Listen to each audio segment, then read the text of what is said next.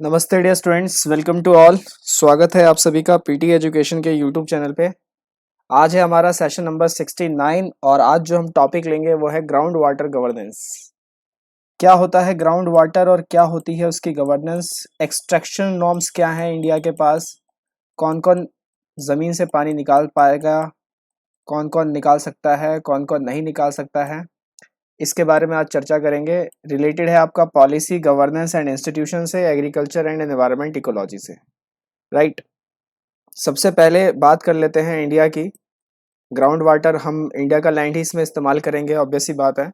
तो इंडिया का कुछ ज्योग्राफिकल चीज़ें हमें मालूम होनी चाहिए। तो मैं एक एक करके आपको कुछ स्टैटिक फैक्ट्स बताता हूँ, आप उसको अच्छे से जॉट डाउन कर लें, नोट डाउन कर लें। एग्ज़ाम के हिसाब से काफ़ी ज़्यादा इम्पॉर्टेंट रहेगा। पहला पॉइंट है कि इंडिया जो है वर्ल्ड में लार्जेस्ट यूज़र है ग्राउंड वाटर का।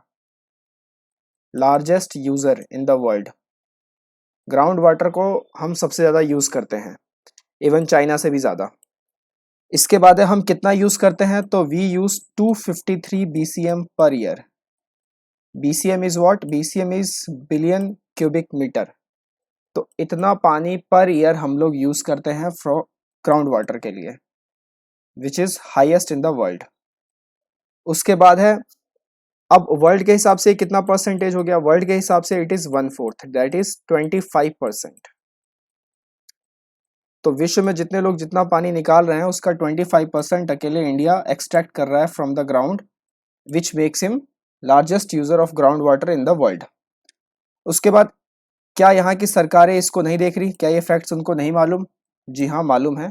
इसलिए उन्होंने कुछ असेसमेंट यूनिट्स बनाए हुए हैं असेस करने के लिए चीज़ों को, कि कौन कितना ग्राउंड वाटर यूज़ कर रहा है, कहाँ पे एक्सप्लॉइट हो रहा है ज़्यादा, कहाँ पे कंडीशंस वेरी क्रिटिकल है, कहाँ पर सेफ है, कहाँ पर सैलिनिटी है जिसकी वजह से वो पानी नहीं निकाल पा रहे। तो इन सब चीज़ों को करने के लिए एक संस्था है भारत के अंदर में, that is known as CGWB, central ground water board. वो इसको असेस करता है। तो उन्होंने असेसमेंट यूनिट्स बनाए हुए हैं।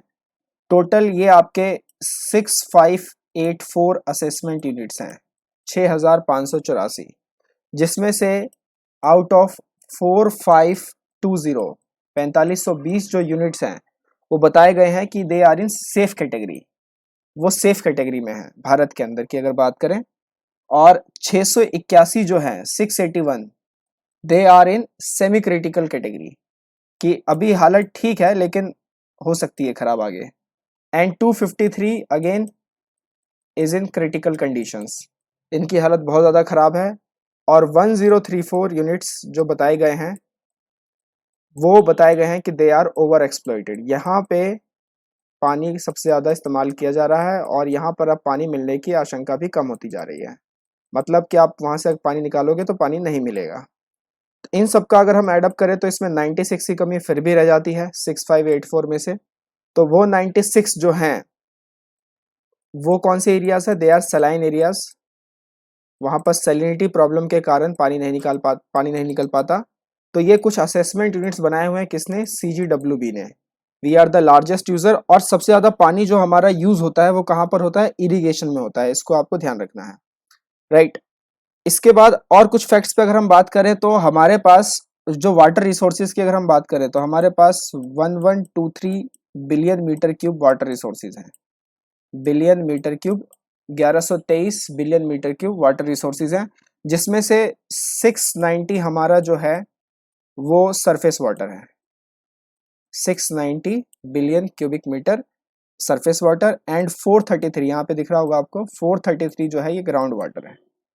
तो सरफेस वाटर मतलब सरफेस वाटर जैसे रिजर्वायर से हो गया या फिर प्रेसिपिटेशन से हो गया, बारिश के कारण आ गई, तो इन सब से वो सरफेस वाटर 690 है। और BCM जो है हमारे पास 433 जो है वो ग्राउंड वाटर है। टोटल ये हमारा बनाता है 1123। अब ज़्यादातर जो पानी है हम लोग जो एक्सट्रैक्ट करते हैं, मैंने आपको बताया है वो किस चीज़ के लिए एक्सट्रैक्ट करते हैं। We extracted for most of the use या most of the application of the ground water extraction is in agriculture, that is irrigation. तो जितना पानी हम लोग निकाल रहे हैं उसमें से 90% कहाँ चला जा रहा है? एग्रीकल्चर में, इरिगेशन में यूज हो रहा है। बाकी का 10% कहाँ यूज होता है? बाकी का 10% कुछ इंडस्ट्रियल वर्क में यूज होता है, जहाँ पर इंडस्ट्रीज काम करती है, और कुछ डोमेस्टिक पर्पसेस, रेजिडेंशियल अपार्टमेंट्स और बहुत सारी कॉलोनीज, इन सब जगहों पे भी निकाली जाती हैं। तो 10% वहाँ है, 90% जो है वो इरिगेशन में है। इस बार ये यूपीएससी का क्वेश्चन भी था, राइट। अब इसको करने के लिए क्या कदम उठाए गए हैं? तो जैसे मैंने आपको बताया कि CGWB जो है, सेंट्रल ग्राउंड वाटर बोर्ड, ये जो अथॉरिटी है, इन्होंने असेसमेंट यूनिट्स बना रखे हैं और इन्हीं के हाथ में सब कुछ है। तो इन्होंने एक ड्राफ्ट निकाला, एक नोटिफिकेशन निकाला इन्होंने वाटर कंजर्वेशन फी करके। उसमें उन्होंने कुछ गाइडलाइंस जारी की ground water management related, water conservation fee, ये उनकी एक नोटिफिकेशन थी। किनकी? CGWB की। तो थोड़ा CGWB की हिस्ट्री को देख लेते हैं। ये उनका लोगो है।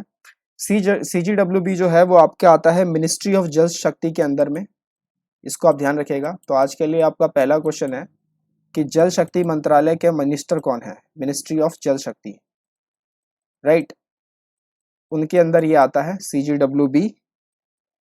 और इसके बाद अगर बात करें तो 1970 में बनाया गया था इसे। इनका पहले जो नाम था, पहले इनका नाम था ETO, एक्सप्लोरेटरी ट्यूबवेल्स ऑर्गेनाइजेशन। नाम चेंज करके 1970 में CGWB रखा गया और फिर इसको मर्ज किया गया। पहले ये मिनिस्ट्री ऑफ एग्रीकल्चर के अंदर आता था, फिर बाद में इसे मिनिस्ट्री ऑफ वाटर रिसोर्सेज के अंदर डाला गया और मर्ज किया गया ground water wing of geological survey of India. तो जो जियोलॉजिकल सर्वे ऑफ इंडिया है उसका जो एक विंग है, ग्राउंड वाटर विंग, उसमें इसको मर्ज कर दिया गया था, geological survey of India, right.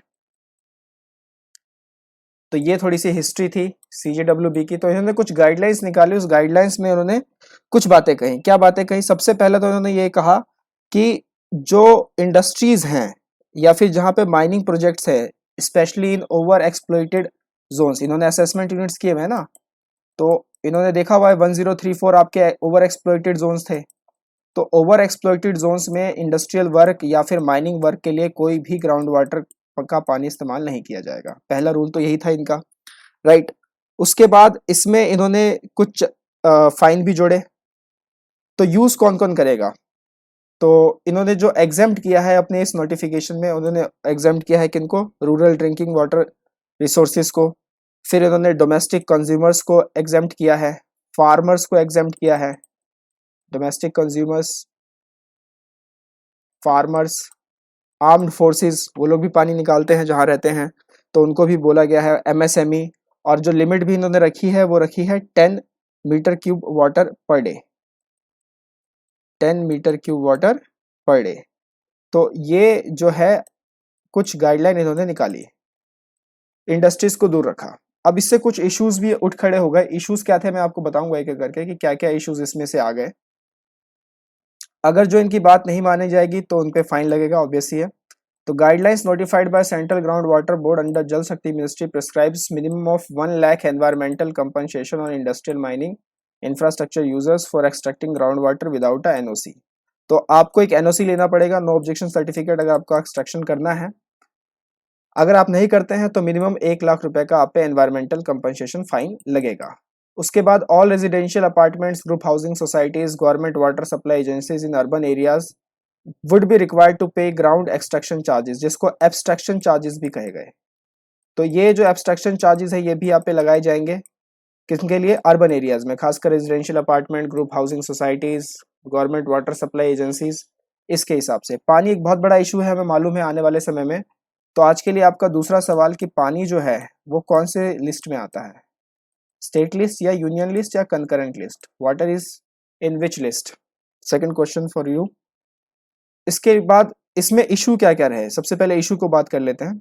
तो इसमें जो पहला इशू ये रहा कि आपने यहाँ पे फार्मर्स को ही एग्जाम्प्ट कर दिया, जबकि जो 90% जो ग्राउंड वाटर है वो कौन यूज करता है? इरिगेशन में यूज किया जाता है, और इरिगेशन मीन्स एग्रीकल्चर में यूज किया जाता है। तो आपने उनको एग्जाम्प्ट कर दिया और इंडस्ट्रीज को आपने लपेटे में ले लिया। जो सिर्फ 10% ही यूज कर रही है, उसमें से भी 10% में से भी कुछ हिस्सा जो है वो डोमेस्टिक कंज्यूमर्स के पास चला जाता है। दूसरी बात, इसमें जो इशू दोबारा से उठा कि जो एग्रीकल्चर में वाटर यूज एफिशिएंसी है वो काफी लो है, पानी ऐसे ही खेतों में बहते रहते हैं रात भर, जिसके कारण क्या हो रहा है कि वाटर जो गजलिंग क्रॉप्स है उसकी सिचुएशन भी खराब हो रही है, तो वाटर एफिशिएंसी भी उतनी नहीं है यूज में, एग्रीकल्चर में आपने उनको एग्जेम्प्ट कर दिया। उसके बाद फिर जो फ्री इलेक्ट्रिसिटी सप्लाई है वो भी कहीं ना कहीं एक्सेसिव ग्राउंड वाटर एक्सट्रैक्शन का एक कॉज बनी हुई है, तो ये एक इशू है।